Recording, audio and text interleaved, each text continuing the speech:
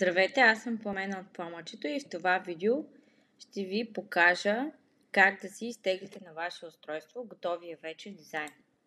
След като сме го направили, вече всичко е готово, натискаме бутона Share, Download и избираме в кой формат. Тези два първи формата са за споделяне в Messenger, Viber и изобщо по електронен път. PDF стандарт и PDF принт са ги препоръчвам най-вече за печат, когато печатате някои от продуктите. А вече, както ви казах, MP4 видео е тогава, когато искаме да сложим някаква анимация в шаблона и съответно отново се изпраща по електронен път. Да цъкаме на, примерно, PDF print.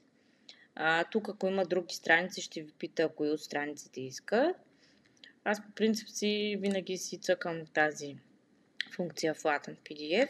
Съответно, натискаме Download и ви препраща, ви пита по-скоро там, където искате да я запазите. Абсолютно по същия начин е и на телефон, и на таблет.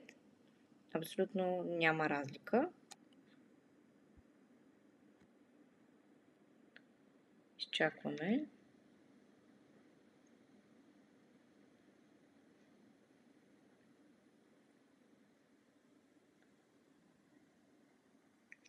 И си показвате къде, в случая аз на десктопа си го запазвам и си я запазвате и си я отваряте.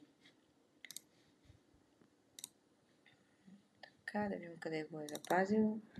Ето я. PDF.